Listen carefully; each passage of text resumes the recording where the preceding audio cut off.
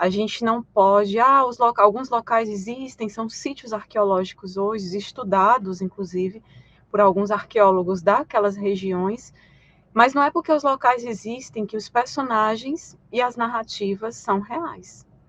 Então, a gente tem que Com ter certeza. muito cuidado com isso, porque à medida que a gente olha para as comprovações, né, eu vou até indicar livros aqui para vocês, né, como eu gosto de fazer sempre, quando eu trago algum conteúdo, quando eu faço alguma explanação em meu canal, eu sempre gosto de levar as comprovações, né, e mostrar a referência bibliográfica também. Porque o que a gente vê são narrativas mitológicas, eu sempre digo, narrativas mitológicas bíblicas.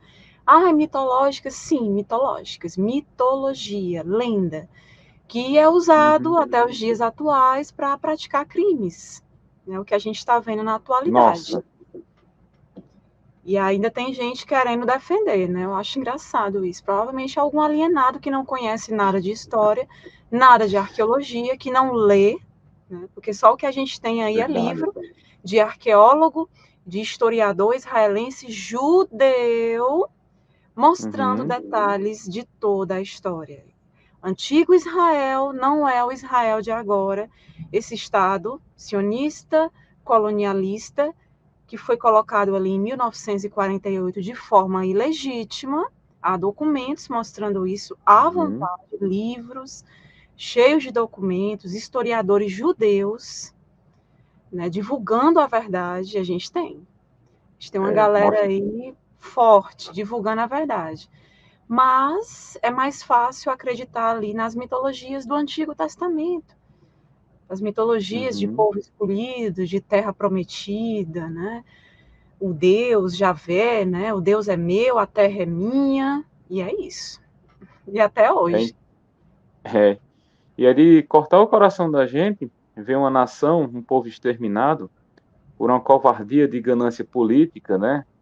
E também de pessoas que se declaram ser filhas de Deus, que tem Deus no coração, né? Que quem não tem Deus no coração não tem bondade, apoiar um É. Estado perverso igual esse, né? E que vem logo de quem? Das pessoas milionárias, de grande poder aquisitivo no mundo, que lideram esses movimentos, e o Brasil está cheio de fã dessas pessoas. Quando pessoas me perguntam sobre a questão dessa guerra que está tendo lá, que para mim não está tendo guerra, para mim está tendo o extermínio de um povo. Guerra é exército contra exército. Está tendo o extermínio de um povo, e ainda estão fundamentando dentro de narrativas bíblicas, principalmente também na questão patriarcal, né? Um diz, não, a terra é minha porque Hashem, no caso, fez uma Prometeu. aliança com nós, prometeu a nós. Mas nós somos filhos também, nós merecemos, a briga é essa. Só que não dá tempo nem do outro lei dizer que nós também fazemos parte dessa promessa. Eles dizem, não, é só nós e a gente vai acabar com tudo, porque vocês são nossos inimigos. Então, vamos receber aqui o João. João atrasou? João atrasou nada. Está dentro do prazo, não é nem 18 horas ainda, né, João? Boa noite. Boa noite, Érica. Boa noite, Rogaciano. Boa noite, João. Já até imagino mais ou menos o que vocês estavam falando. Não dá para ficar calado, né, com os acontecimentos que está ocorrendo com a Palestina, né? Não tem como, porque assim é Ninguém tudo pode através de um defender. livro Quando a e de gente defende, mitologias. né? Quando a gente vai, hoje eu vi num grupo que eu participo, né? A pessoa, um rapaz postou sobre manifestações pró-Palestina. Eu sou uma das que divulgo todo dia, diariamente nas minhas redes sociais.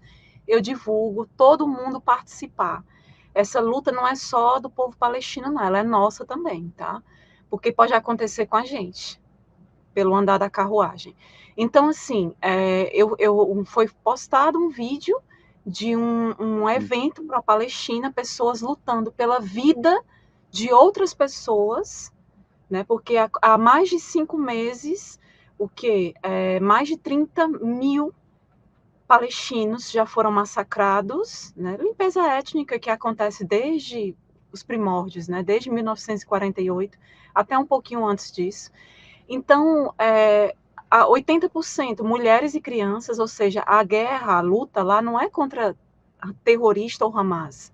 A luta é para matar realmente, é para limpeza étnica de um povo É. e é para eliminar crianças e mulheres. Você vê um vídeo de uma criança chorando e dizendo que quer morrer, é muito triste, sabe? Mas mais triste ainda é a falta de empatia dessas pessoas, desses judaicos cristãos, que eu não sei nem de onde vem esse termo, que ele não existe, né? Não existe, eu digo mesmo, não existe. Então, eu não sei de onde eles tiraram isso, e aí se utiliza não o amor incondicional deles, porque eles têm muito, né, amor incondicional, e se você vai defender, se você vai lutar contra, né, contra esse extermínio que está havendo, você é terrorista também. O rapaz falou no grupo, vocês estão defendendo terrorista. Não, a gente está defendendo vida humana. E outra, se tem terrorismo, quem foi que causou o terrorismo? Porque o Hamas é criação do próprio Israel. Olha o resultado. É criação e é jogo político. É jogo político. A pessoa tem que entender de história, tem que entender de onde vem o sionismo, que foi criado por um ateu, inclusive. Hertz era ateu. Então, tem que entender os motivos dele. Eles usam judeus. Eles usam judeus de escudo, né? E usam a narrativa religiosa para convencer os mais ortodoxos, desde o início foi assim, para aceitar aquela situação. Isso é história, isso é arqueologia. Né? Se você lê Finkelstein, Ademar Caefé, o Mário Liverani, todos eles vão mostrar essa história, a história e a arqueologia da região. Ali sempre foi, ali era Canaã, que virou Palestina, sempre foi Palestina e é até hoje, tudo, do rio ao mar, do Jordão até o mar é Palestina. Acontece que hoje ela está ocupada por um Estado ilegítimo. Muito bem. Então, fica aqui o meu remorso a essas pessoas que acusam a gente de defender terroristas, né? Porque defender o Israel que se está aí hoje, usando até as narrativas bíblicas para exterminar um povo, quando você pega ali, principalmente, Deuteronômio e Josué, é matança por cima de matança, né? Se houve essas guerras nos tempos antigos, pois está ocorrendo agora da mesma forma que no passado, usando as narrativas, dizendo que estão conquistando uma terra prometida que o suposto Deus Yahvé deu para eles. Então é isso. Vamos começar a apresentar aqui o que se tem de arqueológico sobre o antigo Israel. Vamos ver o que é que se tem aí desse período aí, 1000 a.C., 700, ou até pode ser 1200. Será se tem alguma coisa, algum achado importante? Algum papiro? Será se tem algum papiro aí do Pentateuco? Será se tem? Né? Vamos ver. Então, João, você quer começar ou você quer que eu coloque os slides na tela e eu fale um pouco e passo para você? Eu vou fazer só alguns comentários, que eu só vou poder ficar até 18h45, 19 horas eu tenho um compromisso aqui. Pronto, a gente tem 40 minutos. Pode começar. Então, eu vou colocar... Júnior, eu vou compartilhar aqui a tela contigo. Deixa eu só ver onde é que eu coloquei meus slides. Ok. Aqui. Apresentação de slides. Porque é bom a gente mostrar mapa. Eu só sei estudar olhando o mapa. Mostrar a realidade das coisas, né? Pronto. Já te mandei, pronto. Eu vou começar rapidinho, pessoal, falar um pouquinho da região, passo para o João, que aí ele pode complementar também, tá?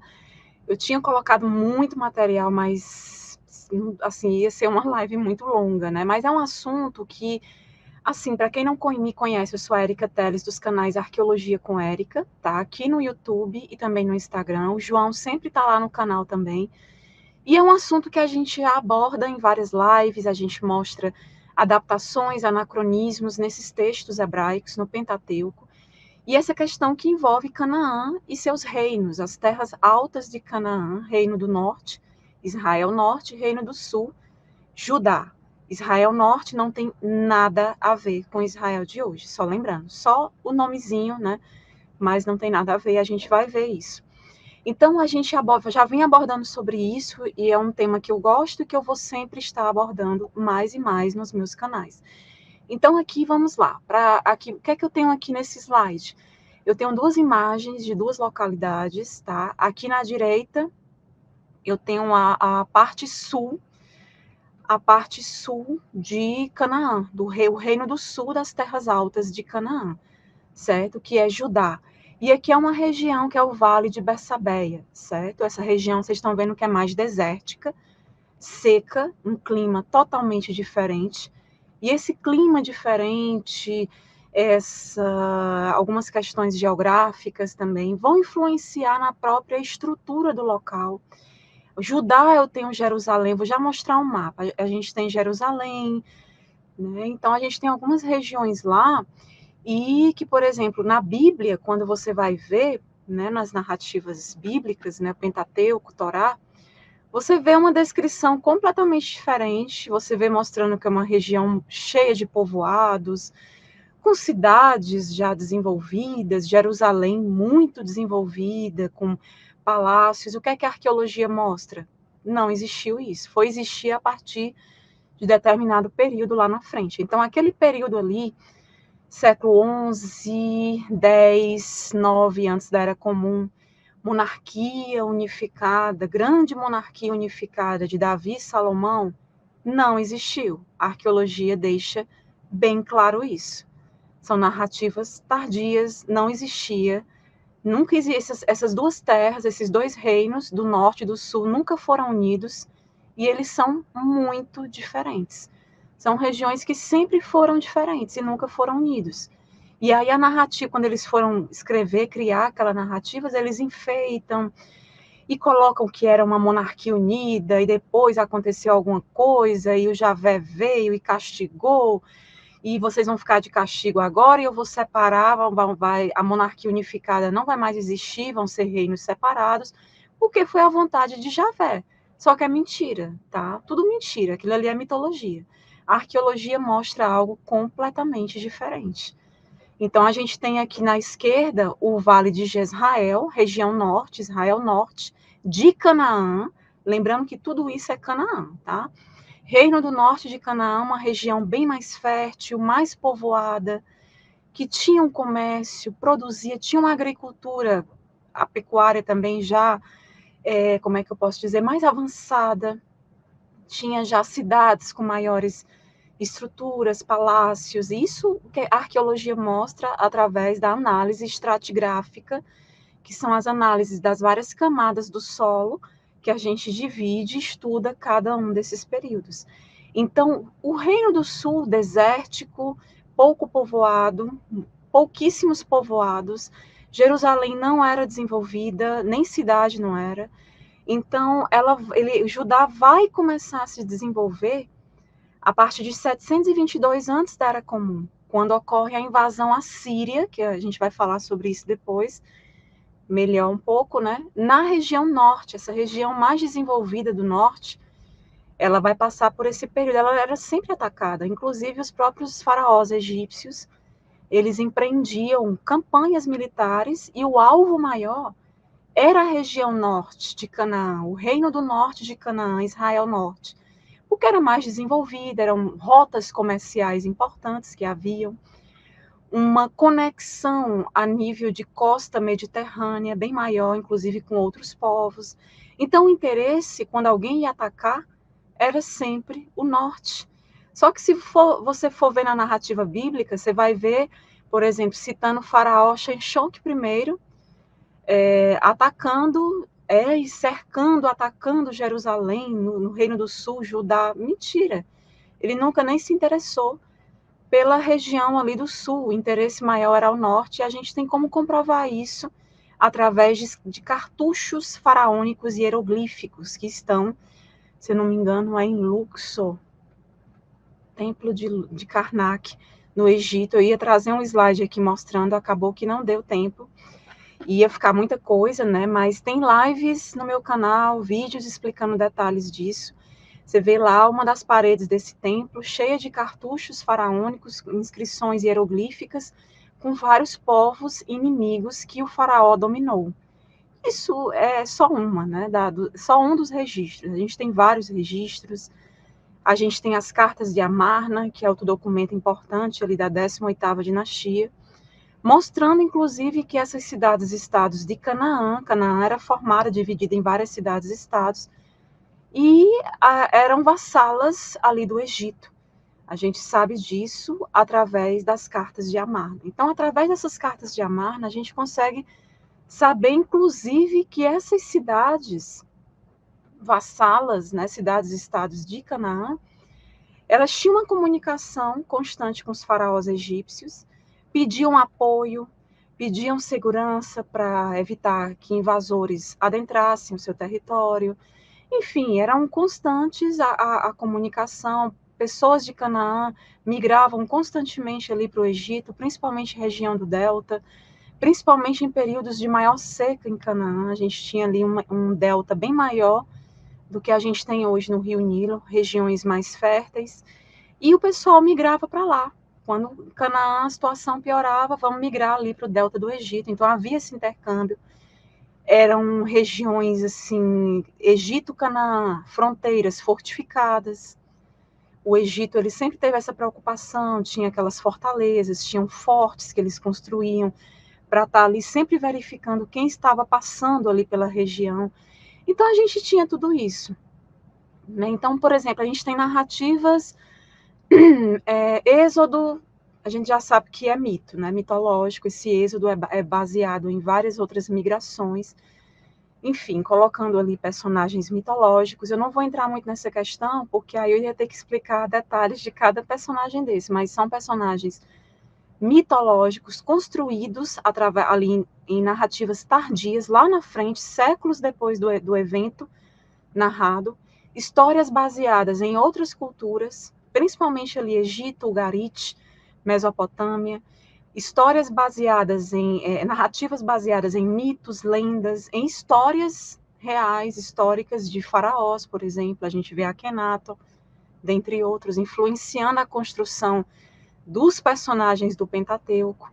Então, a gente vê narrativas como, por exemplo, o povo israelita cercando ali um grande exército israelita que não existia, cercando Canaã e invadindo, começando por Jericó. Invadindo ali, tomou tudo, até Deus ajudou. O Deus bíblico jogou pedra nos cananeus para matar mais rápido, né? Então, nada de novo, né, pessoal? Nada de novo sob o sol. A história se repete, né? Então, a gente vê uma narrativa ali milagrosa de que o sol parou, inclusive, né? E aí, para exterminar os pecadores cananeus, porque eles eram pecadores, né? E tinha que deixar o povo escolhido entrar ali e dominar, né? Então, não é assim, né? Então, isso é mitologia. É mitologia. Israelitas, no máximo, ali era uma tribo nômade. Era uma tribo nômade que foi adentrando a Canaã à medida que essas cidades-estados entravam em declínio. Aí isso ocorre ao longo de mais de um século. Essas cidades-estados elas começam a declinar por questões climáticas, questões de invasores. A gente vai ver mais na frente os povos do mar, quem eram, de onde vieram, por que vieram. Então, à medida que ocorrem invasões, e o próprio povo de Canaã, muitos cananeus, muitos abandonavam suas cidades, eles migravam porque estava ali a região, períodos de seca, sem condições de sobreviver. E aí eles próprios, às vezes, deixavam a cidade. Então, não houve invasão israelita em Canaã, não havia grande exército israelita. Então, nada disso, era um povo nômade que chegou ali, né, uma tribo, e se misturou aos cananeus. Então, é basicamente isso, e mostrando como que essas regiões são diferentes. Vocês estão vendo aí, né, mostrando. Logo mais eu mostro um mapa, vou deixar o João falar primeiro, mas são regiões bem diferentes, distintas, e a narrativa bíblica mostra o contrário, narrativa do Pentateuco. João, se quiser complementar. Muito bem. Sim. Uma construção muito posterior, né? eles já sabiam desses declínios e também de toda a construção oral que havia antes. Porque até então eles não têm nada escrito, o que eles têm são tradições orais e também a vista da terra, né? Porque eles estão sempre migrando. Então, quando eles vêm do cativeiro babilônico, quando eles vão construir as suas narrativas, eles vão colocar muitos dos contextos que realmente existiram ali. E eles vão florear e se colocar como os donos de toda a história. A gente vê uma narrativa de Ezequiel, por exemplo, capítulo 27 e 28, né, que eles defendem um tal de Satanás aí, mas na verdade aquilo ali foi algo histórico que realmente aconteceu. Quando eles estão em ascensão dentro dessa terra, é porque o Israel Norte ele sofre uma campanha pelos assírios, e aí muitas das pessoas que estavam ali no norte, ali na capital Samaria, elas fogem para o sul. E a região norte, além de ser muito fértil, ela teve como reinado os Onridas, né, que começa ali com Onri, aí o seu filho Acabe e alguns sucessores. Então essa dinastia Onrida, ela foi de muito sucesso naquela região, né? A gente vê aí muito falar sobre o Acabe, até em outros povos, tem escritos de outros povos que falam dessa dinastia Onrida, né, de como eles controlaram e governaram toda essa região norte. Inclusive, o Acabe ele se casa com uma princesa chamada Jezabel, que ela é fenícia, e cria um pacto governamental, um pacto político, e faz do seu reinado ainda mais poderoso. Então, tudo aquilo que o Acabe, junto com a sua dinastia, ele constrói no Israel Norte, pós-cativeiro babilônico, os construtores da narrativa bíblica vão colocar para Davi e Salomão. Então, Davi e Salomão agora são os donos do pedaço. Eles controlam de ponta a ponta do rio, assim como também controlou a Ciro, né, o Ciro da Pérsia, e também eles dão muito das vitórias e campanhas de faraós a esses dois reis mitológicos, essas duas criações literárias, né, que Davi e Salomão, na verdade, são criações literárias. Até o presente momento, ninguém comprova a existência deles, mas sim que eles pegam bases governamentais de outros líderes, de outros faraós, de outros reis, e passam a dar a esses dois reis, simplesmente para comportar dentro da escrita a sua base de poder, porque o escrito ele está sendo desenvolvido para legitimar o poder sobre o povo que está ali. Então eles vão construir uma narrativa, jogar ela para trás para ter o poder sobre a terra. A gente vê isso em Esdras e Neemias. Quem lê Esdras e Neemias direitinho vai observar que é dali que começam as narrativas para que esse povo que está voltando do cativeiro governe sobre o povo que já está ali. Então, quando eles, voltando à narrativa, quando eles saem do Israel Norte ali na campanha feita pelos assírios, que eles chegam no sul, eles vão ter décadas ali para fazer do sul um local um pouco mais visível comercialmente.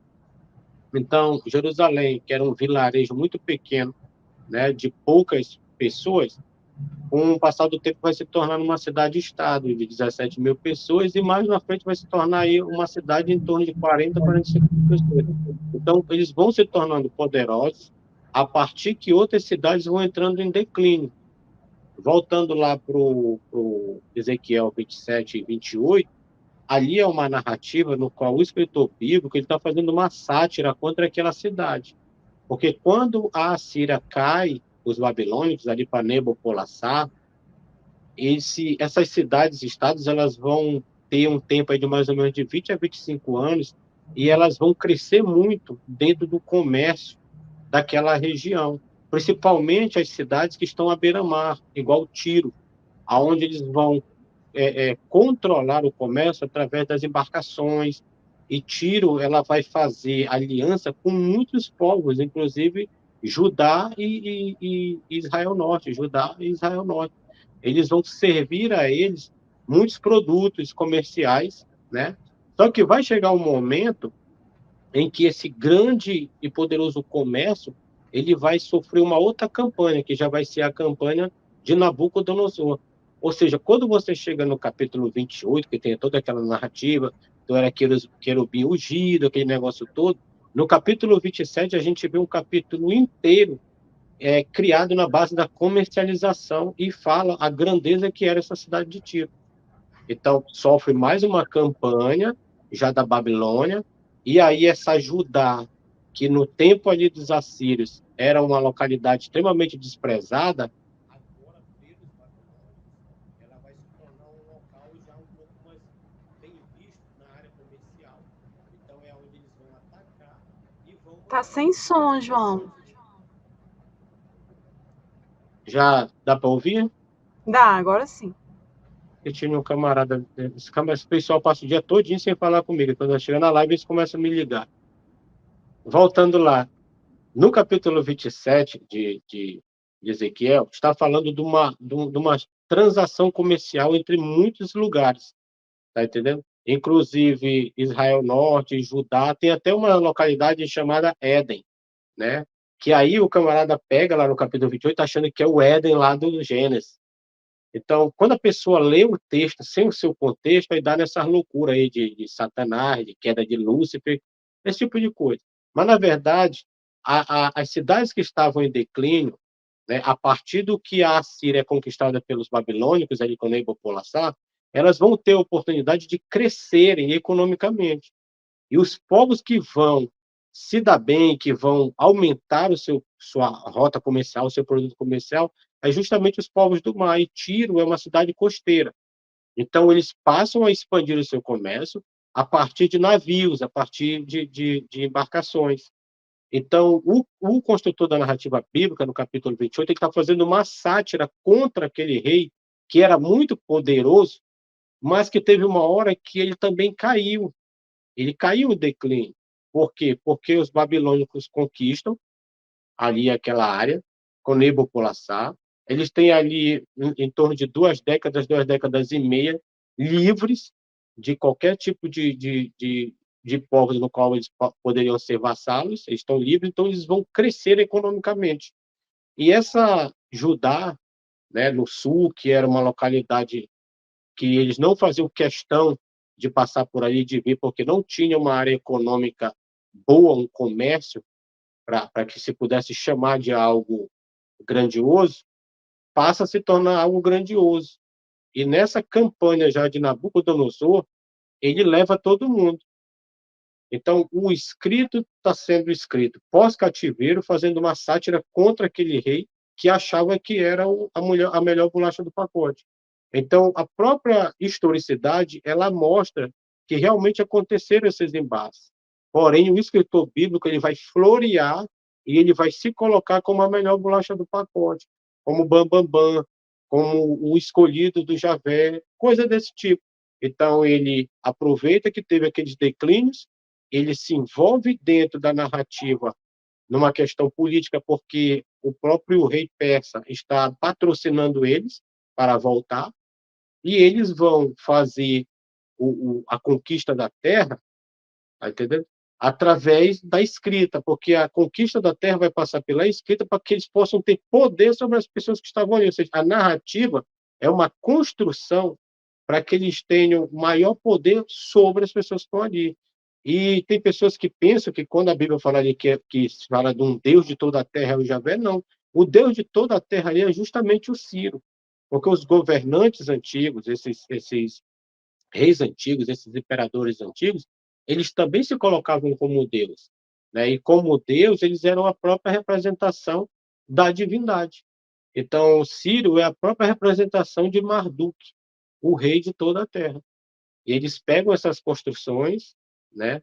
E essas histórias a respeito do Ciro, a respeito dos faraós que tiveram ali, até porque Canaã ela foi controlada pelo Egito mais de 300 anos, tá entendendo? Então, eles pegam ali narrativa, eles pegam porções orais, né, de reis que dominaram no norte, de governantes do Egito e do próprio Ciro, e cria-se a narrativa para dar a Davi e Salomão. Então, agora, esse Davi e Salomão são os reis de toda essa terra, e aí um camarada lá, que é do próprio comando deles, briga com eles, e aí o norte fica com 10 tribos, e o sul fica com apenas 2 tribos. Ou seja, é um enredo, é uma narrativa construída justamente para colocar Judá, transforma Judá numa tribo que ganha essa possessão de todas as outras tribos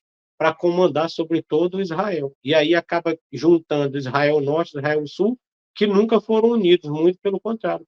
Israel Norte teve o seu sucesso através da dinastia Honrida, coisa que Judá nunca teve debaixo de dinastia nenhuma.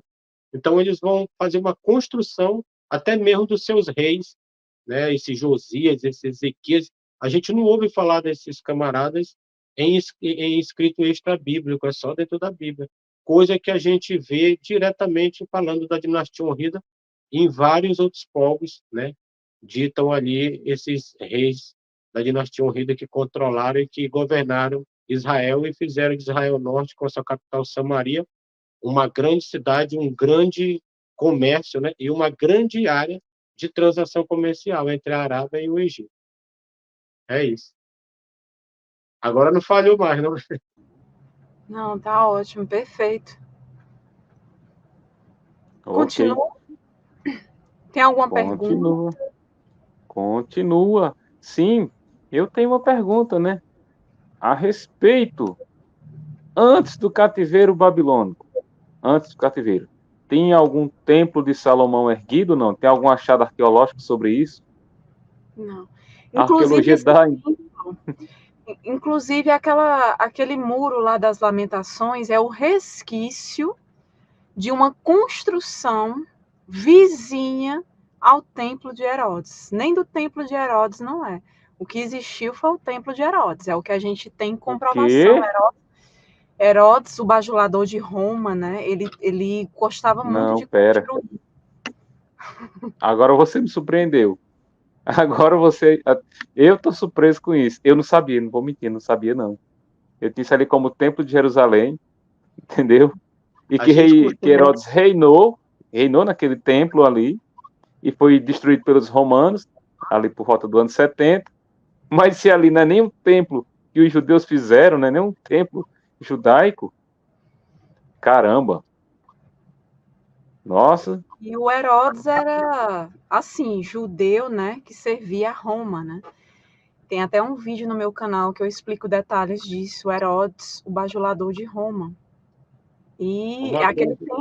aquele muro da lamentação é um resquício de uma construção vizinha ao templo de Herodes, porque dele mesmo não sobrou, né? É de uma construção vizinha.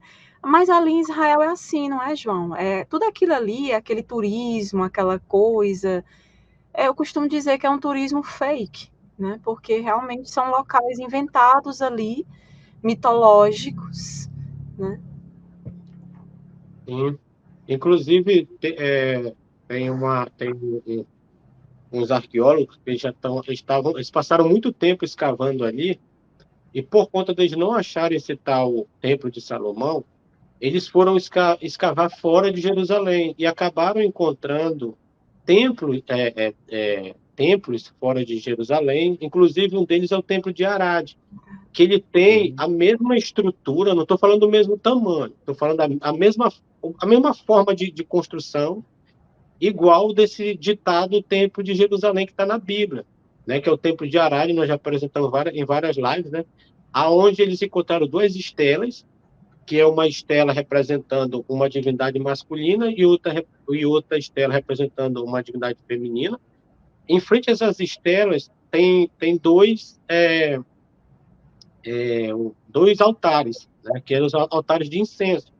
E foram tirados resquícios dali dos 2 altares de incenso e foram levados para 2 laboratórios diferentes. E em todos os 2 laboratórios foi analisado esses resquícios e foi descoberto que havia ali cannabis, né? Maconha. Então, a maconha ela era usada ali junto com outras ervas, outras ervas para se fazer o incenso ali.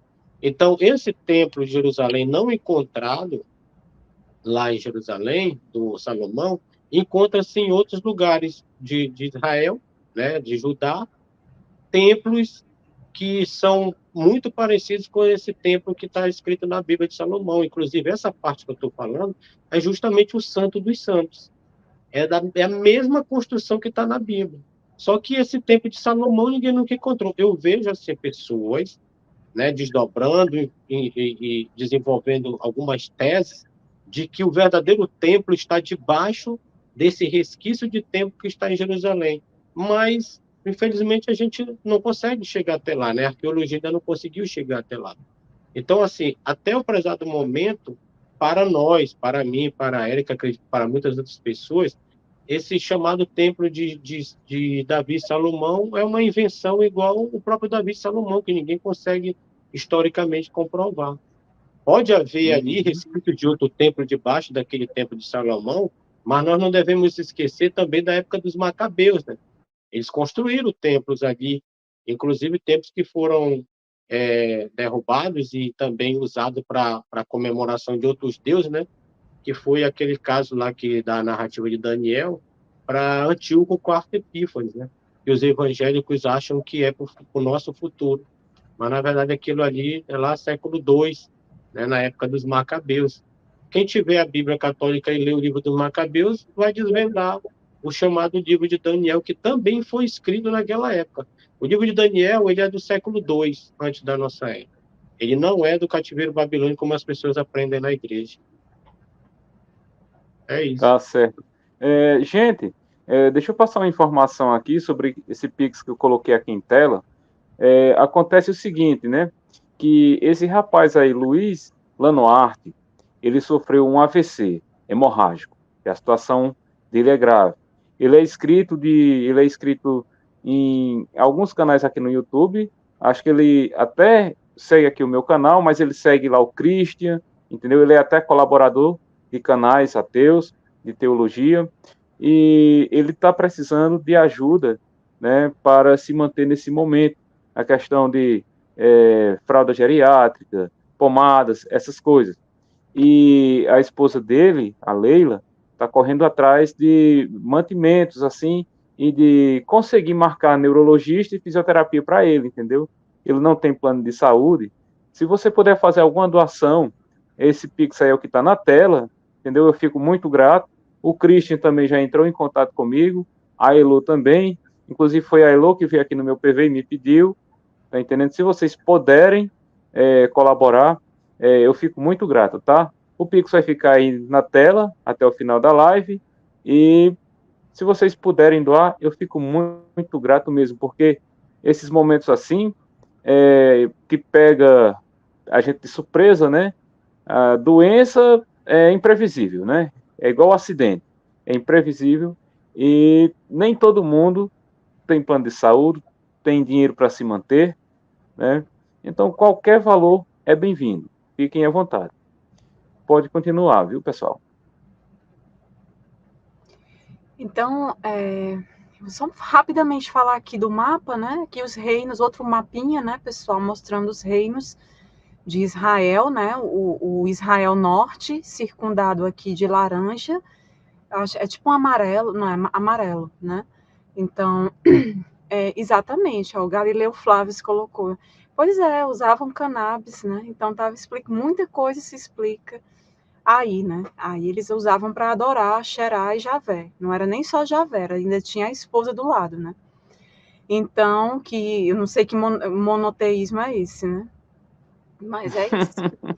Então, aqui a gente tem, ó, circundado de amarelo Israel Norte, e uma observação só, você vê que o Israel Norte, ele pega boa parte da costa mediterrânea, né? Isso é muito importante em termos de comércio. Já esse circundado de verde escuro, Judá, Israel,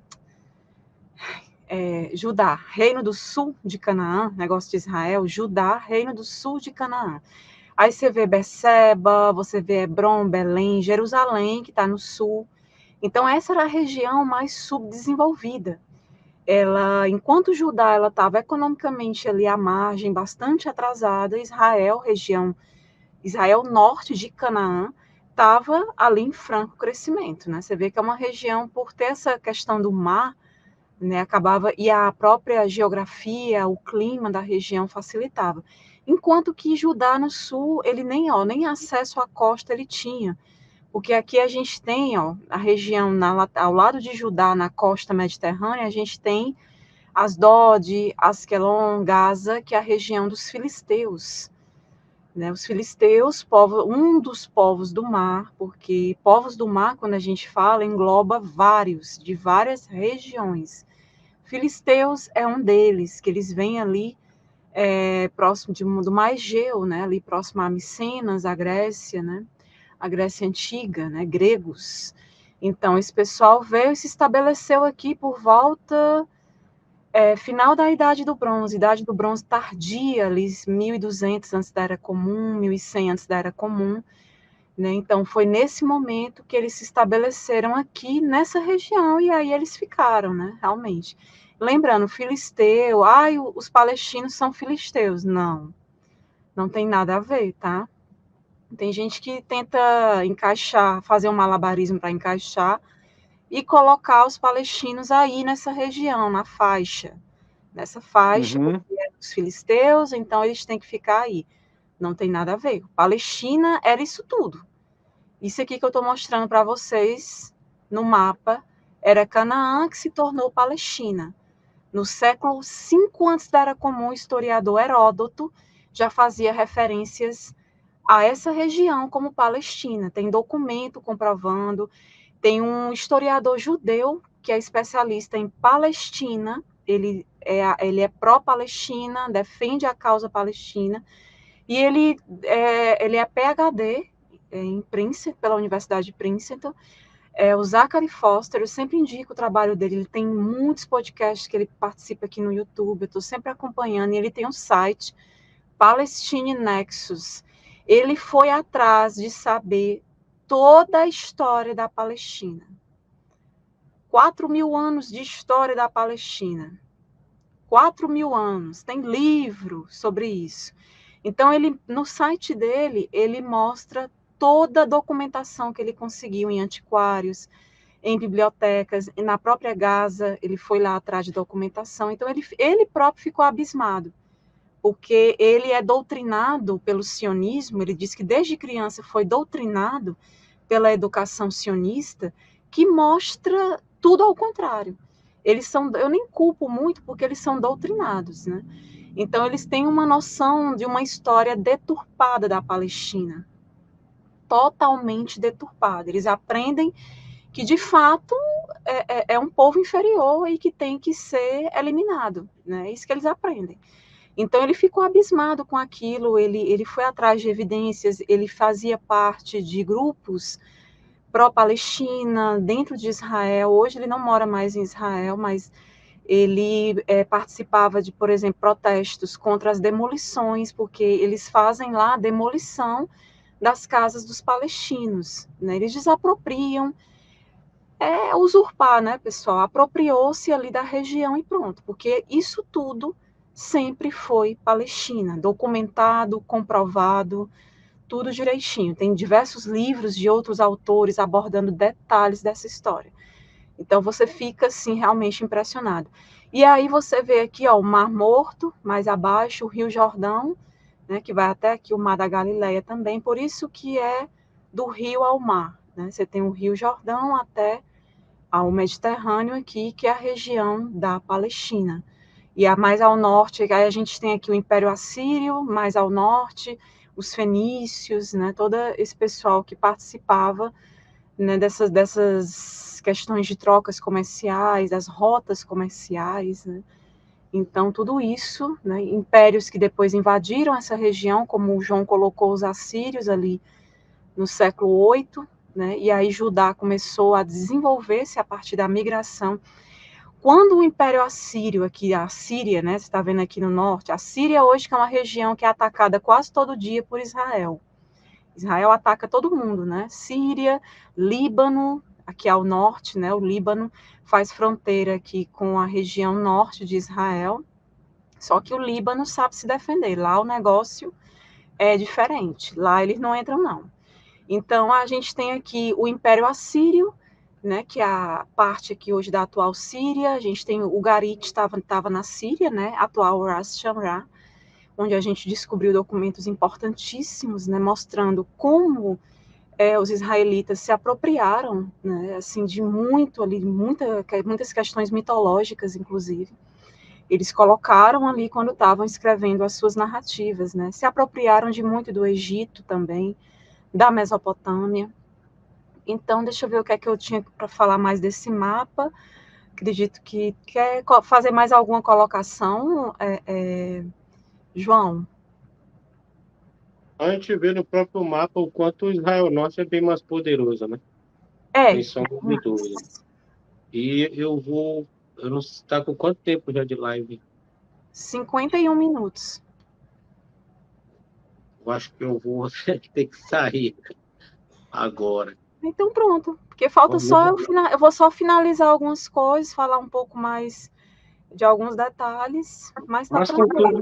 Mas contudo já dá para ver com o pessoal, né, que eles entendem que não eram povos unidos, né? Não havia essa dinastia unida, muito pelo contrário. Reinos divididos, aonde o Israel Norte sempre foi mais poderoso com essa capital, Samaria, né? Tem um livro, né? Queria indicar um livro aqui muito, muito bom, muito maravilhoso do Israel Pilkster, que é o Reino Esquecido, o nome do livro.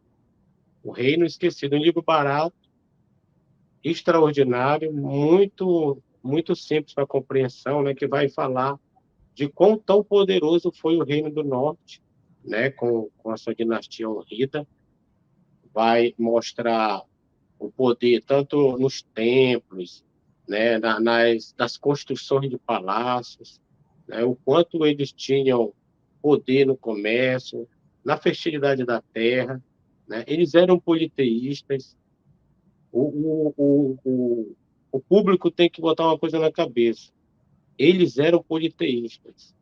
Essa criação de um monoteísmo começa ali na saída do cativeiro babilônico.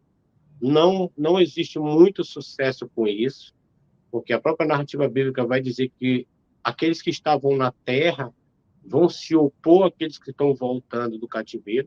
Inclusive, tem um homem lá que diz que ele era samaritano, chamado Sambalate.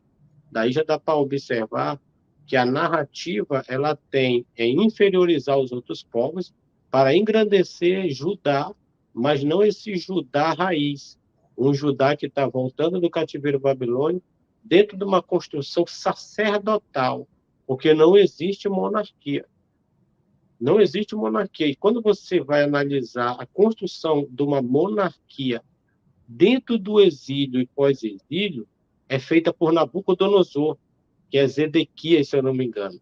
Ele é levantado como... Ele não é nem um rei para aquela terra, ele é um governante escolhido e colocado pelo rei da Babilônia, que está controlando toda aquela área. Entende? Então, ele vai ser uma espécie de governante ali para colocar, para impor a política do Nabucodonosor e retirar daquelas localidades ali impostos para aquele grande império. Né? Diferente de Círio, que Círio vai mandar o povo de volta para sua casa, tá entendendo? Vai construir toda essa narrativa política para ter o poder sobre as pessoas que estão na terra, constrói-se ali um templo-estado, né? Esse templo que nunca foi encontrado, mas eu tenho certeza que havia ali uma espécie de templo de adoração e também comercial, né? Porque eles vão chegar na Babilônia e eles vão encontrar o que na Babilônia? Os zigurates. Os zigurates eram pontos comerciais, tá entendendo? Em forma de pirâmides, mas que também era um templo. E no final desse zigurate, que era a base do templo, a base da divindade, era onde era o chamado céu da divindade. Porque quando, ao amanhecer, as nuvens elas passavam muito baixo ali. Então, elas encostavam na ponta daquele zigurate, que já era construído num lugar mais alto, aonde dava-se a ideia na mente das pessoas que estão vendo aquilo ali, que a ponta do zigurate está sobre as nuvens, então ali é a casa de Deus. e também de onde vai ser criada a narrativa da Torre de Babel, que é do zigurate. Então, o zigurate é o centro comercial, todos os impostos, dízimos e tributos vão vir para ali, e ali quem está recebendo são os sacerdotes que vão enricar e vão ter poder sobre o povo e vão pagar à Pérsia o tributo por ter sido livre, né, por ter sido liberto daquele cativeiro. E aí vão se aproveitar do poder persa para construir o seu poder sobre as pessoas que estão ali.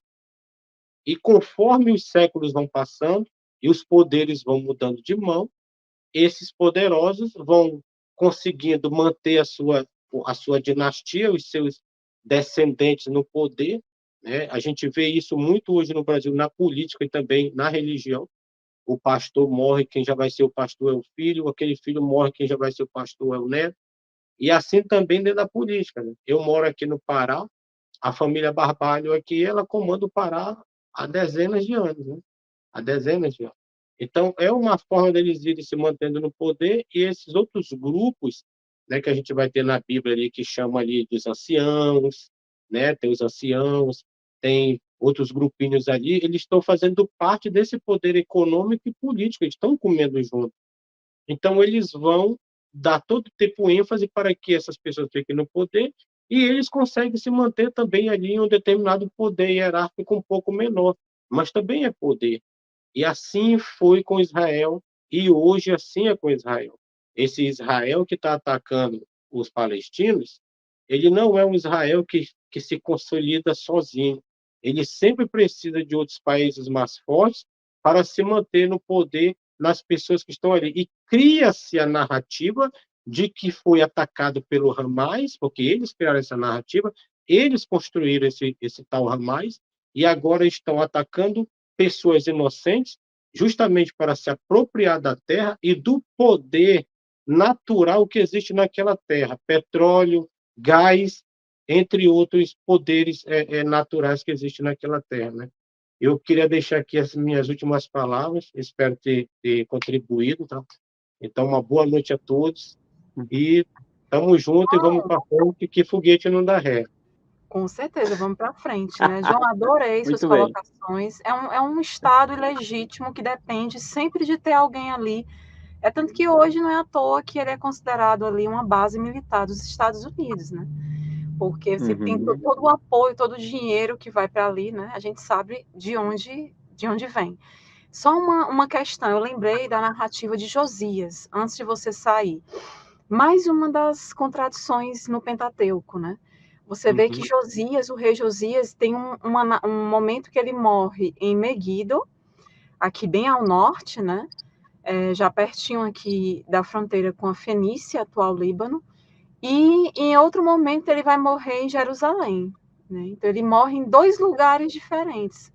Crônicas, ele morre num local, e eu acho que Segunda Reis, ele morre no outro. Quer dizer, aí a É gente tem igual, que realmente saber, né? Onde foi que o cara morreu, né? é igual Eu Saul, falei, né? como eu falei, são grupos, tá entendendo? Que estão em ascensão em diferentes períodos e que vão construir essas narrativas para legitimar o seu poder através de uma dinastia que nunca existiu. Isso é Bíblia. E os romanos vão ter essa brilhante ideia para construir o Novo Testamento também. É um Uhum. copiando do outro, entendeu? É um copiando do outro. A religião, ela é isso, é uma copiando do outro. Cria-se o catolicismo, aí o camarada briga com o catolicismo, ele vai formar dele, né? Aconteceu com Lutero.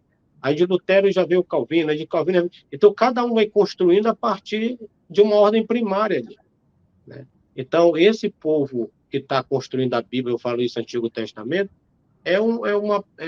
são grupos, não é só os sacerdotes. Tem grupo de comerciantes, tem esses anciãos, que eram os homens mais idosos, mais poderosos de intelectuais, e eu falo intelectual da vida, não é aquele camarada que escreveu, porque a escrita em Judá, ela só vai tomar forma pós-cativeiro, século V. Não havia escrita em Judá de que você pega uma escola de escribas, como a gente teve em Ugarit, no século XIII, antes da Era Comum, que estava em ascensão até o terceiro milênio, né, tem um declínio, depois volta de novo. Não. Judá, tudo que a gente tem de construção bíblica, ela trata pós-cativeiro. Ah, mas Amós foi escrito primeiro. Isso é balela. Não existe nenhuma comprovação de que Amós, Oséias ou coisa do tipo foi escrito antes do cativeiro. É tudo pós-cativeiro. Ah, João, então tu quer dizer que não foi escrito? Não. Poderia existir uma tradição oral? Sim, porque Israel Norte é mais antigo, tem uma ascensão maior comercial e política muito antes, ó, cerca de 3 a 4 séculos antes de Judá. Então, é natural que eu veja Oséias e Amós dentro de tradições mais antigas, mas não escrita. Inclusive, tanto o êxodo de Oséias como o êxodo de Amós é totalmente diferente do êxodo criado pós-cativeiro. Não se fala de Moisés, e quando fala do êxodo, daquela retirada, não é uma retirada que estão tirando aquele povo lá do Egito, mas tirando o povo do poder egípcio, que controlava aquelas terras. O Egito controlou Canaã por mais de 3 séculos. Então, fazer subir ou tirar não quer dizer que eu estou tirando lá do Egito, mas tirando do próprio poder do Egito. Inclusive, a narrativa de Amós diz que não é só esse Israel que é tirado desse poder. Inclusive, coloca até os povos do mar lá, como o mesmo disse, os filisteus estão envolvidos, que Javé tirou também eles do poder do Egito. Então, uma hora Javé tira só esse povo, outra hora Javé tira outros povos. Ou seja, são muitas pessoas construindo a narrativa porque elas estão no poder. Então, quando elas estão no poder, elas têm liberdade para construir as narrativas e assumir sobre aqueles que estão algo mais baixo, falando numa parte hierárquica, o seu poder. Né? E a escrita ela sempre foi usada assim para domínio social. E até hoje ela é usada assim. Né? Hoje, eu fiz parte disso. Né? Muitas das pessoas que eu conheço fizeram parte disso, que saíram disso. E também foram doutrinadas e guiadas por um livro humano, criado por mentes humanas, para fazer com que as pessoas sejam robozinhos e elas tenham o controle na mão para fazer o que quer com essas pessoas. É dessa forma, entendeu? Então, eu queria deixar aqui meu boa noite, tem 1h03. Boa noite, Érica. Boa noite, Rogaciano. Boa noite, João. Boa noite, valeu, João. Obrigadão, cara. Eu tenho um irmão que ele mora a 1.000 quilômetros longe da minha cidade e nós vamos ter oportunidade hoje de ficar perto, aí a gente vai dar uma saída ali, bater um papo e... Ah, que maravilha. Amanhã ele já está indo. Valeu. Bem. Não sei Boa nem quando é que vem de novo. Tá bom? Uma boa noite, muito obrigado. Tamo junto. Obrigado, aí, vamos boa noite para você. Outras lives aí, tá bom? Sim. Tá beleza. Certo. Tchau a todos. Tchau, galera. Tchau, valeu, João. Ô, Érica, tem mais alguma coisa para mostrar aí pro pessoal? Deixa eu ver aqui rapidinho, porque assim, o João estava falando de cativeiro babilônico e eu vi uma pessoa começar a me questionar sobre o cativeiro babilônico e eu comecei a pesquisar e eu também comecei a me questionar sobre isso, né? Esse cativeiro babilônico, porque tudo está em torno disso, é realmente algo histórico. Só que eu comecei a me questionar, será que é daquela forma? Será que foi daquela forma? O que é que eu fiz? Fui atrás de documentos, né? A gente tem que ir atrás de documentação sobre isso. Vou mostrar aqui para vocês. Verdade. E porque, assim, você vê que o cativeiro, a importância dele para definir, a importância da invasão assíria, aqui no Israel Norte, né, que gerou essa migração para o sul que não era nada, um reino do sul subdesenvolvido. Logo depois vem esse cativeiro, vem o Nabucodonosor, aí leva essa elite, esses nobres, né, porque foi só a nobreza mais para esse cativeiro na Babilônia, e de repente ficam outras pessoas aqui em Judá, constroem suas próprias narrativas, né, sua religião também, e aí quando a nobreza lá, os sacerdotes retornam do cativeiro babilônico, eles já vêm com outras ideias, você vê o choque religioso, né, que acontece. E aí, pessoal, eu fui atrás de entender mais sobre o cativeiro babilônico. Eu vou passar os slides aqui rapidinho, só para mostrar para vocês, aqui são os povos do mar. Essa aqui é um documento que está no templo de Medinet Habu, no Egito, certo?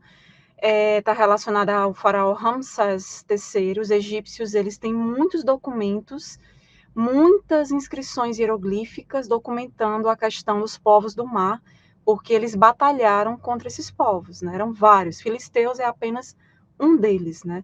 O pessoal ali proveniente da região do Mar Egeu, várias ilhas ali pela região, né? Ali quando estava ocorrendo, foi também um dos responsáveis, eles foram também responsáveis ali pelo colapso no finalzinho da Idade do Bronze, né? Gerando ali o término realmente desse período, e responsáveis também, à medida que invadiam as cidades-estados de Canaã, pelo declínio de Canaã. Tá? Então, tudo comprovado, ó, aqui a escrita hieroglífica, né, tem a tradução e a transliteração aqui na direita, mostrando aqui o registro desses povos do mar, lá no Antigo Egito. Né? Eles começaram ali século XI, século X, antes da Era Comum, já se iniciou eles começaram ali já a invadir, né? E aqui só mostrando também para vocês, ó, mapa que eu gosto muito. Aqui é um mapa da região aqui da Grécia, né? O Império Micênico da antiga Grécia, né? O Império Micênico que estava ali no final da Idade do Bronze, na antiga Grécia, e a gente tem esses povos do mar, originários principalmente dessa região do Mar Egeu, que está assinalado aqui no mapa, né? Você vê várias localidades, Grécia, Itália, a Turquia, né? Antiga Anatólia. O pessoal da antiga Anatólia migrava muito para Canaã também, influenciou a genética dos palestinos também, né? Dos povos, dos cananeus, né? Como um todo, eles derivavam muito aqui da Anatólia, né? Dos povos da Anatólia, a genética mostra isso. Aí aqui Síria, né? Onde estava o Império Assírio, Iraque, Mesopotâmia, né? Aqui o Iraque, representado aqui pelo Iraque. Então, e aqui na direita a gente tem uma visão, uma foto de satélite dessa região, tá? Então, só para a gente não demorar muito, aqui é só um mapazinho, pessoal, depois vocês olhem com calma, sobre as invasões e migrações em 1200 antes da Era Comum, justamente quando esses povos do mar estavam surgindo, eles saindo das suas regiões por algum motivo, talvez questões climáticas, né? Os pesquisadores, a maioria coloca dessa forma, e indo invadir outras regiões, inclusive Canaã, que era um dos alvos, né? O Garit, um dos motivos de o Garit cair também, né? Essa questão dos povos do mar, tá? O Garit mais ao norte. E aí eu quero mostrar para vocês, aqui é só mostrando a questão da invasão assíria, né? Que o João comentou ali, né, que foi realmente algo fulminante, quando os assírios chegaram ali no Reino do Norte, né, Israel Norte, foi algo fulminante, foi realmente uma limpeza étnica, que eles fizeram cerco ali a Samaria, e aí Samaria caiu, foi justamente em 722, antes da Era Comum, e aí começou a ter aquela migração, pessoas fugindo para o sul, mas realmente eles dominaram mesmo ali a região. E aqui é só uma representaçãozinha, né, que a gente tem. Eles utilizavam muito a questão da cavalaria, né? Eles eram muito bons em batalhas, né? Algo muito inovador. E aqui a gente tá aqui um retrato feito em pedra, né, do rei assírio Assurbanipal caçando um leão. Eu acho lindo. Depois da arte egípcia vem a arte mesopotâmica, belíssima. E aqui, só para falar um pouquinho para aqui é uma representação do cativeiro, né, babilônico, a destruição lá do suposto templo, nessas migrações que começaram a ocorrer ali. A primeira deportação foi em 609 antes da Era Comum.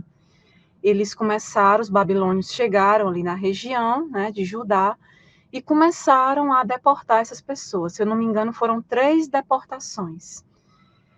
Em 598, teve outra em 580 e pouco, também 586. Pronto, 586. exatamente, é tanta data. 586 foi a última deportação. Lembrando, quem é que foi deportado? Nobreza, elite, sacerdotes, né? Então, eles foram deportados, né, ali para a Babilônia, né, ficando ali no cativeiro babilônico, também chamado de exílio. Mas foi terminar ali esse período de cativeiro, pessoal, na Babilônia, ele vai terminar com Ciro II. Ciro II, que grande rei persa, né, muito conhecido por isso, né, ele libertava muitos povos, né, então, no ano do reinado de Ciro II, ali em 538, 537, antes da Era Comum, eles foram libertados. Oi, Júnior. O pessoal acha que quando o povo era liberto, era por questão de empatia, mas não, são acordos comerciais. Quando a gente pega as narrativas bíblicas, né, e a arqueologia e a história, o Ciro ele vai colaborar com utensílios para o templo, porque é um acordo comercial. Se a elite vai para lá, a elite só sai de lá com acordos comerciais e políticos.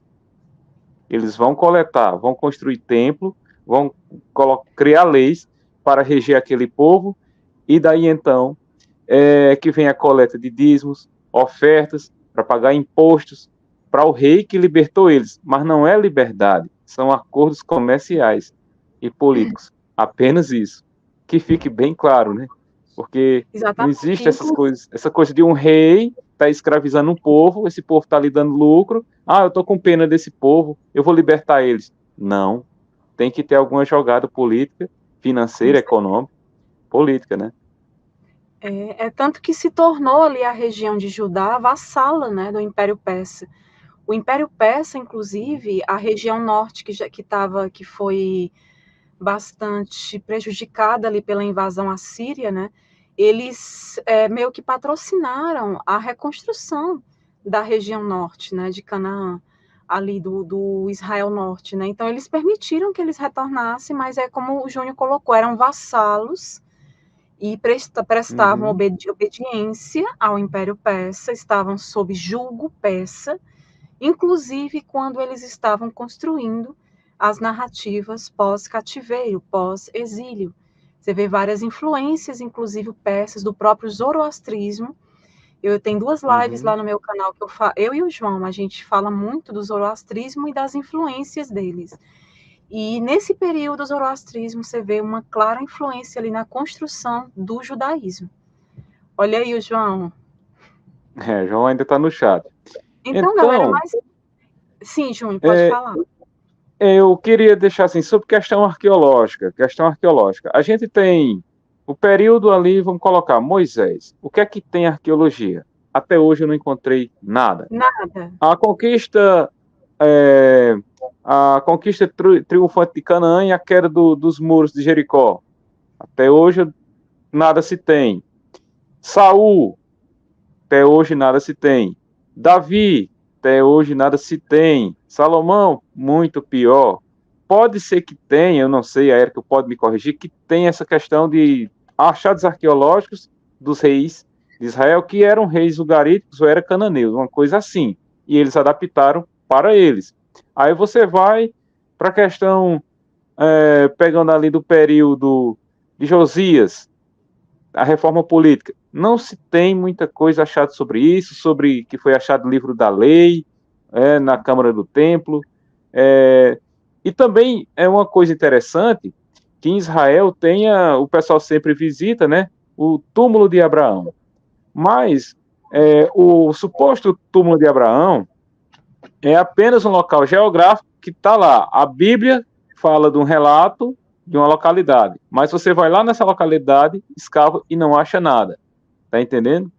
Você vai visitar Jerusalém achando que está visitando o túmulo de Abraão, mas é só apenas um local geográfico. Não, o cara pega os equipamentos para fazer escavação, vai lá, a gente não achou nada, mas a Bíblia cita que é aqui, então eu acredito que seja aqui. A mesma coisa de Santa Helena, mãe de Constantino, ter um sonho, uma suposta revelação, e dizer, eu acho que aqui é o túmulo de Jesus Cristo, entendeu? E Deus me revelou, pelo poder do Espírito Santo.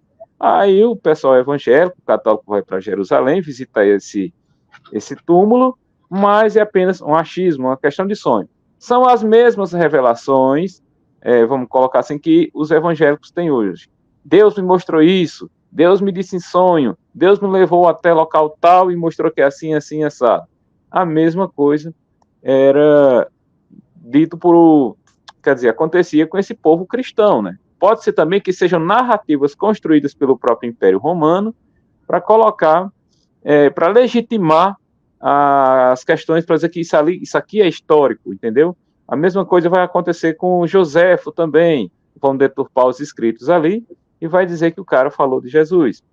E quando a gente parte para a questão arqueológica, sobre o templo de Salomão, dizer que só tinha um templo em Israel, a gente vai ver achados arqueológicos de templo de Samaria, né, destruído em 137 antes da Era Comum, templo de Arad, Betel, acho que Dan também, né, que tem adoração aos bezerros, Elefantina no Egito.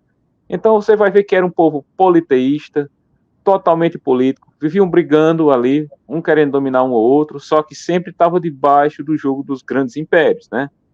E é isso. Então, assim, a gente tem livros bons aí, igual a Erika já falou, né? De historiadores, arqueólogos aí. E, assim, o cara tá com a Bíblia na mão, a pá e a picareta no outro lado. Vamos ver o que se tem realmente. Cava, não acha nada, tchau, acabou-se. Inclusive, se fosse tão verídico, vamos agora para a questão da língua hebraica. Se Moisés escreveu um Pentateuco, por que é que não tem escrita em paleo-hebraico? Se o hebraico vai surgir ali, as primeiras escritas de 1900 antes da Era Comum, né?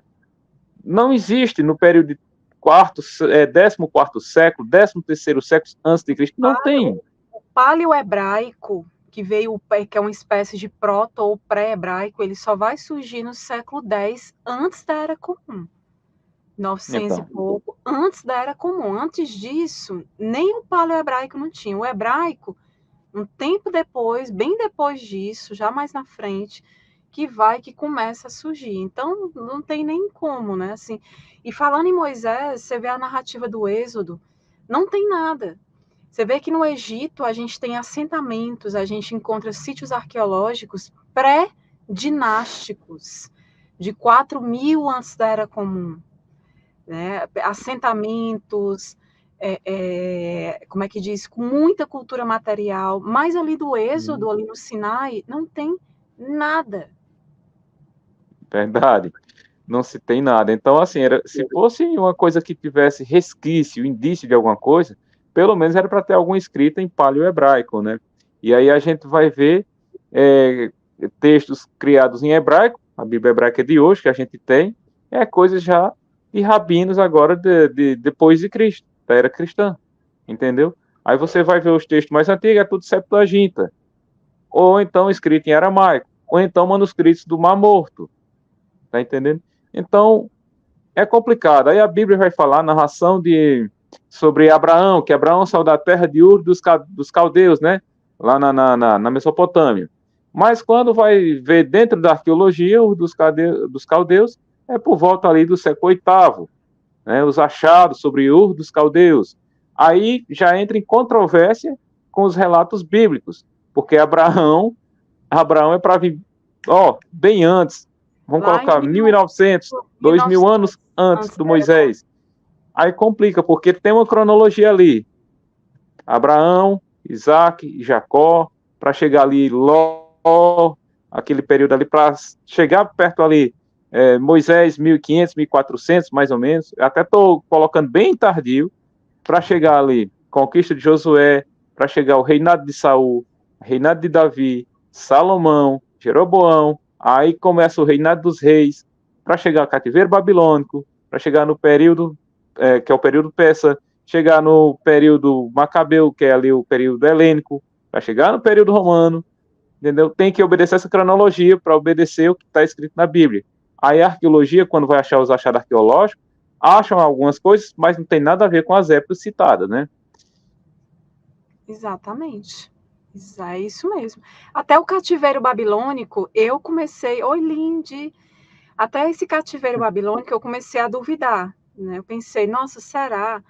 Será que isso não foi enfeitado, não foi deturpado, né? Com aquele intuito ali de criar aquelas narrativas, que o intuito dessa galera que voltou do cativeiro era realmente um intuito político, econômico e religioso, né? De instituir ali uma nova religião, uma nova lei, né? Então eu fui atrás dos documentos. Quais são os documentos? Um deles é esse. Esse aqui é o Cilindro de Ciro. Ciro, né? Que foi interpretado por alguns, está em cuneiforme, tá, pessoal? É um cilindro de argila, né, com inscrições cuneiformes, e ele foi interpretado por alguns estudiosos como um precursor, inclusive, da Carta de Direitos Humanos, né? Embora o Museu Britânico ali e outros estudiosos, eles vão rejeitar essa interpretação como sendo anacrônica, equivocada.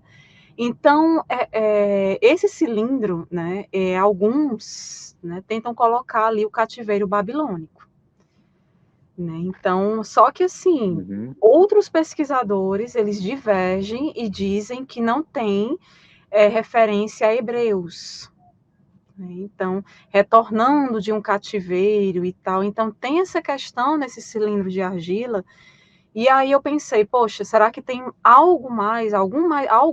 algum outro documento, além do cilindro de Ciro, que tem toda essa controvérsia, né? Porque ele diz, a segunda narrativa, né, os hebreus voltam com a permissão ali do rei Ciro, e que ele, inclusive, diz que ele vai ajudar na restauração dos santuários religiosos, né? A repatriação ali dos povos que foram deportados. Então, tem toda essa questão. Só que outros pesquisadores, né, alguns acadêmicos, vão discordar dessa interpretação, notando que esse cilindro de Ciro, ele identifica apenas santuários mesopotâmicos, ele não menciona os judeus, nem Jerusalém ou Judéia. Então, a gente já tem um problema aí, né? Aí eu fui atrás de mais, o que é que eu posso encontrar mais, assim, que possa falar um pouco sobre isso, mostre ali os hebreus na Babilônia, né, por exemplo. E aí eu encontrei esse aqui também, né, que esses documentos aqui de Al-Yahudu, acho que, não sei como é que pronuncia, realmente eu acho que é assim, Isso mesmo. Al-Yahudu. Né? Então, está aqui inscrições cuneiformes, né? Tablets de argila cuneiforme, documentos importantes ali do Oriente Próximo, relativos ali ao Levante, né? Que vão preencher lacunas históricas do nosso conhecimento sobre o cativeiro babilônico. Né? Então, esse documento ele é conhecido como Arquivos de Al-Yahudu. No acadiano, quer dizer Vila dos Judeus. Olha só. Então, isso, o que é que ele vai mostrar, esse documento? Ele vai mostrar que tinham judeus ali na Babilônia, naquele período ali, só que ele vai mostrar contratos de aluguel, ele mostra documentos corriqueiros do dia a dia econômico e social dos judeus ali na Babilônia, tipo contratos de aluguel, de trabalho, atas, né, assim, vários documentos oficiais, né, que mostram outro lado desse período que é mal conhecido, mostram os judeus vivendo ali, né, com uma certa harmonia ali, ocupando a região ali babilônica também, né, mas assim, vivendo de uma forma, tendo uma vida social ali, trabalhando, né, e tudo, tendo suas moradias, seus direitos, né, e isso porque os documentos históricos, eles apontam ali para o desenvolvimento, esse documento, no caso, de uma comunidade judaica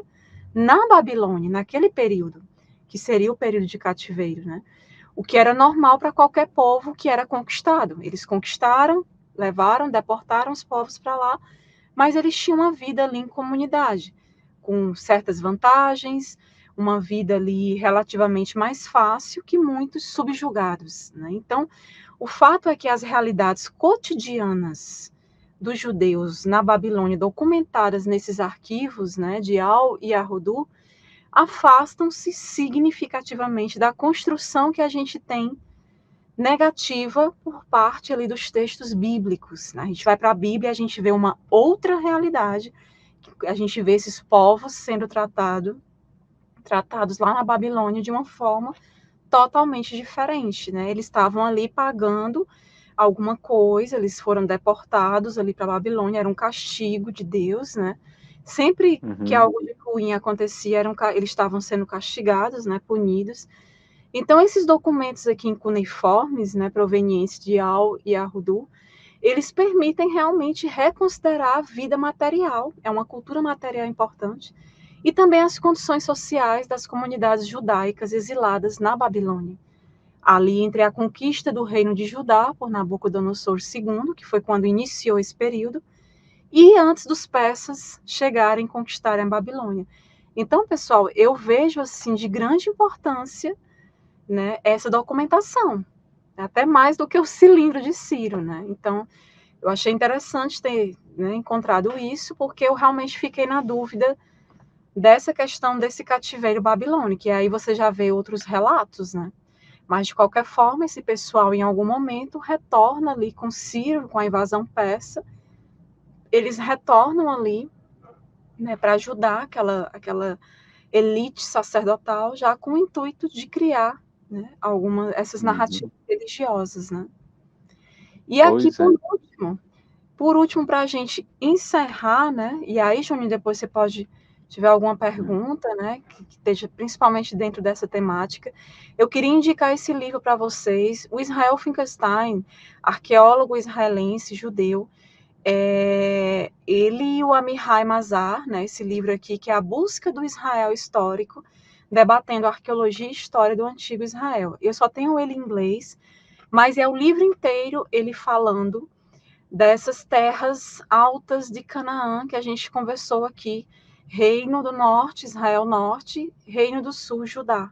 O tempo inteiro ele falando isso e mostrando, como é que eu posso dizer, comprovações arqueológicas, né, o tempo inteiro, e comparando ali com o texto bíblico, com o que é verdade, o que é que não é, né, então é muito bom, e, inclusive eu indico todos os livros dele, né, um arqueólogo realmente israelense, que desmistifica todo esse Pentateuco, né, ele desmonta realmente o Pentateuco, sobra pouca coisa, e outros também, o Mário Liverani fala muito sobre o Antigo Israel, o professor Ademar Caefé também, a gente sempre já abordei os livros dele em algumas lives, né, no meu canal.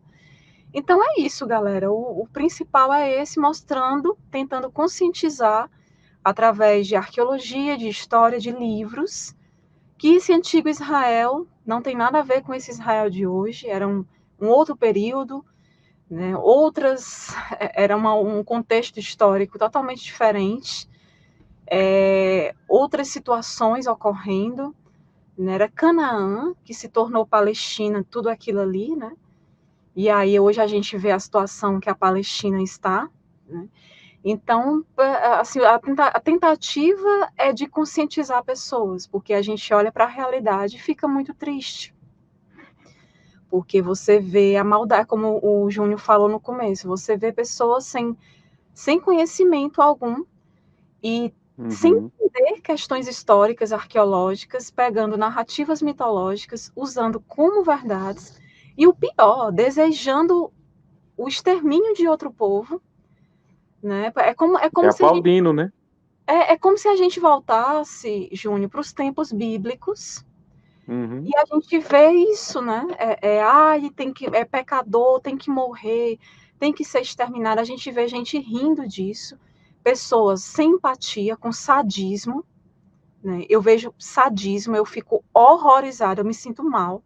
Até meu marido fala, Érica, tu não pode mudar o mundo, tu não pode carregar as dores do mundo. Mas, gente, dá uma revolta, principalmente quando a gente conhece os fatos e a verdade e a história. Revolta a gente ver toda essa situação. Então, por isso que não vamos deixar de falar de Palestina, vamos levar essa história adiante. Não vamos deixar que apaguem a história da Palestina, Canaã, Palestina. Não vamos permitir isso. Vamos conscientizar pessoas através de livros, de evidências arqueológicas, comprovações históricas, documentos. Então, não vamos permitir que isso aconteça. Sempre que você vê, alguém vai te xingar, porque vai te ver ali defendendo, vá para uma manifestação, participe.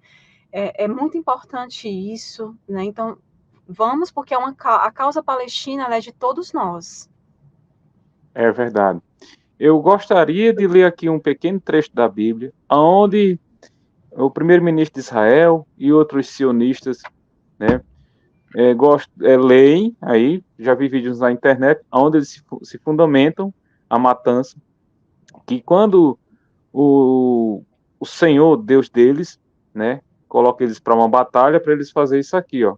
Quando te chegares a alguma cidade para combatê-la, apregoar-lhe a paz. Vão tentar entrar em acordo de paz, né?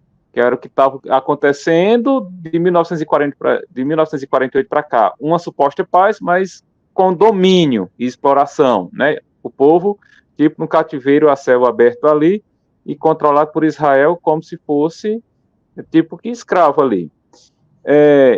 E será que se te responder em paz e te abrir as portas, todo o povo que se achar nela, te terá tributário e te servirá? Ou seja, eles querem que o povo pague tributo e sirvam a eles, entendeu?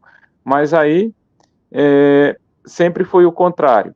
Eles querem exterminar mesmo, estão exterminando. Aí o texto diz, porém, se ela não fizer paz contigo, mas antes te fizer guerra, então a sitiarás. Então o que acontece? Eles criam Hamas, entendeu? Aí agora a justificativa é que o Hamas nos atacou, vocês não quiseram paz com a gente, então a gente vai atacar vocês, vai exterminar, entendeu? Porque não quiseram paz, que a ordem diz. Mas antes de fizer guerra, então sitiarás. Aí o Senhor teu Deus a dará na tua mão, e todo homem que houver nela passarás ao fio da espada. Porém as mulheres e as crianças e os animais, e tudo que houver na cidade, todo despojo tomarás para ti, e comerás o despojo dos teus inimigos, que te deu o Senhor teu Deus. Assim farás a todas as cidades que estiverem muito longe de ti, que não forem das cidades destas nações.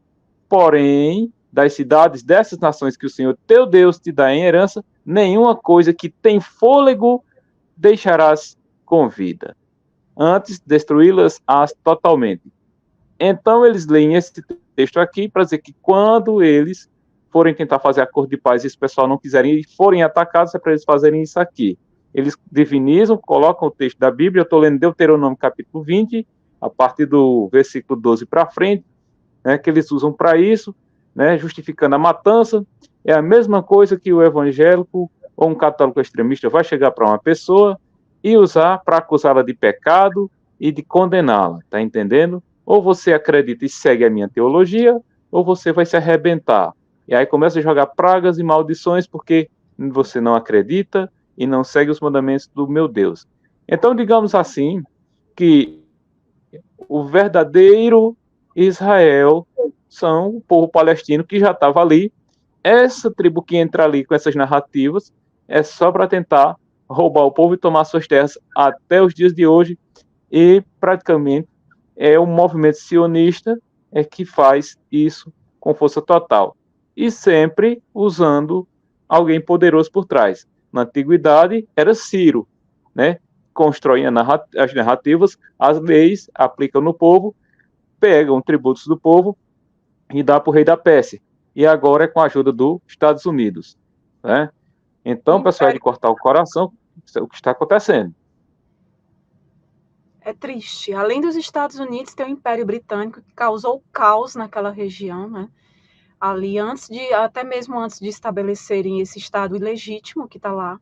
Então, causaram caos, né? Porque eles fizeram falsas promessas, eles prometeram, porque ali era o Império Otomano. É por isso que você tem ali os cananeus, né? Os palestinos, né, se miscigenando ali com árabes também, porque a gente teve um período ali de Império Otomano e foi longo. Então, houve uma miscigenação naquela região com os povos árabes. E eles acabaram adquirindo muito da cultura árabe, né? Você vê isso nos palestinos também. Só que eles são palestinos, porque tem gente que diz, mas é tudo árabe. Tem outras regiões árabes, joga para outro local. Mas ali mas é o palestino em si. Não posso colocá-lo e generalizar, é tudo árabe, não é assim que funciona. É um povo que tem sua história, 4.000 anos de história. E não é dessa forma que funcionam as coisas. Ainda mais quando você tem um Estado ali que chega, um Estado ilegítimo, se apropria ali dos seus territórios, das suas terras, né? Então, não é dessa forma, né? Então, pessoal, eu ia falar algo, acabei esquecendo, algo que o Júnior falou. Deixa eu ver se eu me lembro, é tanta coisa. Interesses geopolíticos, exatamente. Você vê que, lembrei, acho que eu lembrei. Você vê que houve a instituição desse Estado, né? Os direitos palestinos foram negados porque o Império Britânico prometeu a soberania do povo palestino. Logo em seguida, ele negou isso e ajudou lá os colonos que estavam chegando naquele período, né, até um pouco antes de 1948, ajudou ali nas revoltas, ocorreram várias revoltas, muitas aldeias palestinas foram massacradas, tem fotos, tem documentos, e olha que essas pessoas viviam em paz. Né? Antes de ocorrer o estabelecimento desse Estado, né, étnico-racial que ocorreu, colonialista, eles viviam em paz, judeus, palestinos, povos irmãos, originados a partir dos cananeus, eles viviam em paz ali. Tem registros, né, tem judeus que mostram isso, fotos, inclusive, vídeos da época, eles viviam em paz. O Império Britânico gerou o caos, ele gerou o caos e depois, correu, viu a situação que estava complicada, de guerra na região, pulou fora, deixou os sionistas lá, né, fazerem a festa, apoiados com muito dinheiro, né, e aí, infelizmente, acontece isso, porque aí o pessoal fala para mim de Judéia. Ali no período de Judéia, haviam vários povos, dentre eles judeus, na região da Palestina. Ali era Palestina e teve aquele períodozinho de Judéia. Né? Só que ali haviam vários povos. E quando houve aquela segunda diáspora, ali quando os romanos, né, os imperadores romanos flavianos, destruíram Jerusalém ali, e logo depois teve a segunda diáspora dos judeus. A primeira foi no exílio babilônico, né, no cativeiro babilônico, a segunda ali na Judéia, após a destruição de Jerusalém, e a partir dali eles migraram para várias regiões, principalmente leste europeu, Polônia, Hungria e vários outros locais. Então esse pessoal migrou, né, e outros continuaram na região. Então, quando estavam ali nas proximidades de estabelecer esse Estado sionista, né, porque tem documentos mostrando os sionistas combinando tudo, eles dizendo, vamos colonizar a Palestina. Né, tem documento, tá, lá no meu Instagram tem uma partezinha só sobre Palestina e tá lá também. Então, tem documentos mostrando isso, eles dizendo, vamos colonizar, vamos nos apropriar e pronto, acabou-se. Ninguém vai fazer nada porque nós temos dinheiro. Nós somos donos do mundo, somos banqueiros. Tá aí o lobby sionista hoje, né? Grandes marcas, que eu já aboli todas da minha vida. Então, acho que todo mundo tem que fazer isso, né? Assim, importante a gente abolir esse lobby. E tá aí o que eles fazem, eles compram, eles acham que compram todo mundo, compram pessoas, eles podem fazer o que quiserem de forma extremamente sádica, né? Então, e aí falam de antissemitismo. Só que o palestino é semita. O judeu que voltou para ali, ele veio da Europa, do leste europeu. Muitos vieram da Europa para ali, para se estabelecer ali. E eu acho até errado essa classificação semita, né, que vem de Sem, vem de mitologia bíblica, né, lá de Noé. Então isso aí já tá errado aí. Já está errado aí, é narrativa que eles usam. O próprio sionista, ele não é religioso.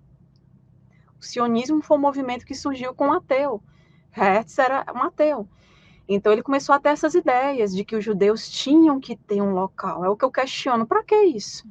Por que o judeu não pode viver em qualquer lugar como todos nós? Junto a todo mundo, né? Então, essa questão de um Estado étnico, racial, veio com esse movimento. Né? Esse movimento instituiu isso. E aí foi quando realmente gerou-se todo o caos. Né? Eles usaram essas narrativas religiosas que eles nem acreditam, eles sabem que é mito, do Pentateuco, da Torá, para convencer os mais religiosos, que estavam em várias partes do mundo, judeus, a quererem retornar para aquela terra usando as narrativas de terra prometida. Que terra prometida? Que povo escolhido o quê, rapaz? Isso não existe, não. Isso é narrativa mitológica religiosa. Verdade, viu? E tudo por trás disso aí tem a visão de arrecadar bilhões de dólares, principalmente, porque Roma é quem populariza o livro dos judeus, né? Que é chamado Antigo Testamento.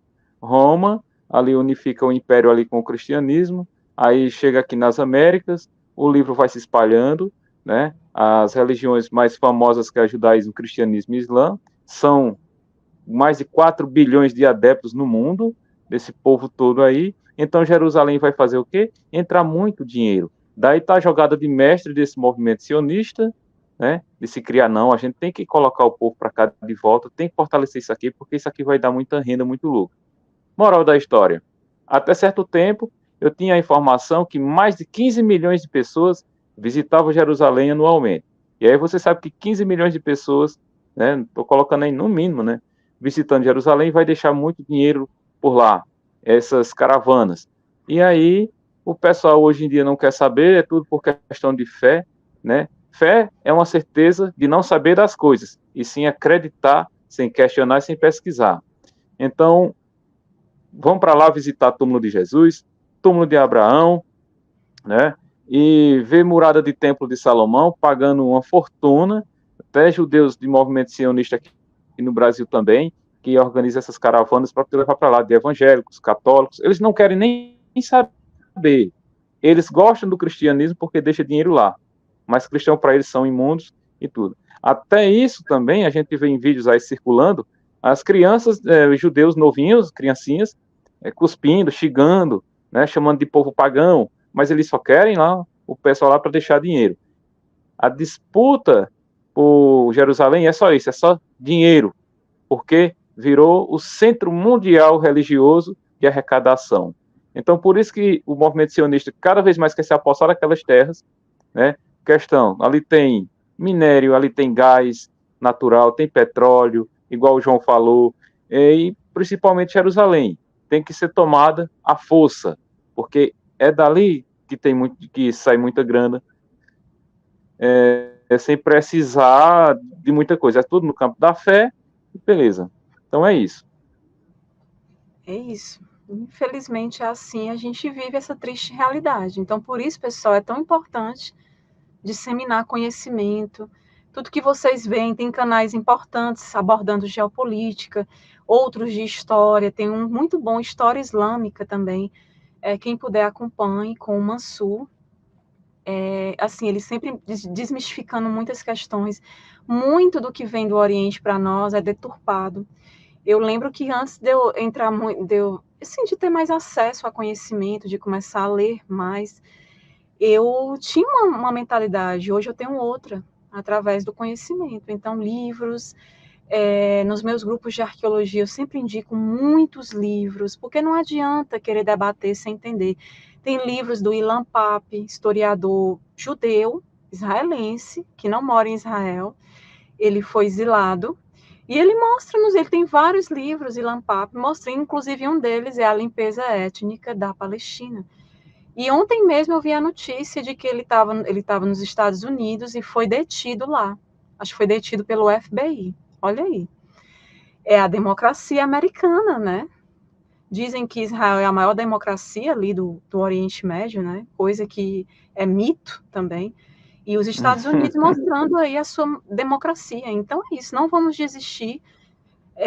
Assim, não é... Eu vejo alguns amigos, mas não pode escolher, não pode ter torcida. Não é ter torcida. É você lutar pela vida humana. É você ver uma tentativa de apagar um povo, de apagar uma história. Eu não consigo ter sangue frio e ficar calada diante disso. Quando eu sou uma pessoa da área que divulga conhecimento e não poder falar nesse assunto porque alguns ficam irritados. Então, muito, vou continuar falando. É igual a Raquel falou aí, ó. Agora tá rolando um movimento negacionista das ciências humanas, né? Arqueologia, história, essas coisas aí. Sim. Porque os caras, quando você não fala o que eles querem ouvir, o que eles defendem, né? Até por questão de sabedoria, de estudar, se aprofundar na história e na arqueologia, né? Na geopolítica, nos interesses econômicos aí, aí fica defendendo umas coisas aí, taxando a pessoa aí de extremista, fica taxando a pessoa de pseudocientista, essas coisas, e você está criando heresia, que isso não é verdade. militante, me chamaram de militante. Eu digo, militante extremista fanático é quem não estuda e fica acreditando em narrativa mitológica. Então, só venha para mim debater. Ah, eu quero debater contigo. Pois primeiro vai estudar, vai ler os livros que eu sempre indico, olhe para as evidências arqueológicas, aí quem sabe a gente debate. Agora, debater... Tem gente que chega e diz, é mentira a limpeza étnica, é invenção. Então, Hollywood está perdendo é feio, né? Porque é um absurdo, né? Uma pessoa dessa tinha que ter vergonha, estudar, deixar essas mentes essa mente mitos de lado e estudar alguma coisa. Porque, sinceramente, eu me revolto. É isso mesmo. É a mesma coisa quando você pega aí os espanhóis, quando chega ali no México, Guatemala, e começa a exterminar o povo todo. A mesma coisa que Israel está fazendo com Palestina. Israel não, os sionistas, né? A gente não está aqui, pessoal, falando.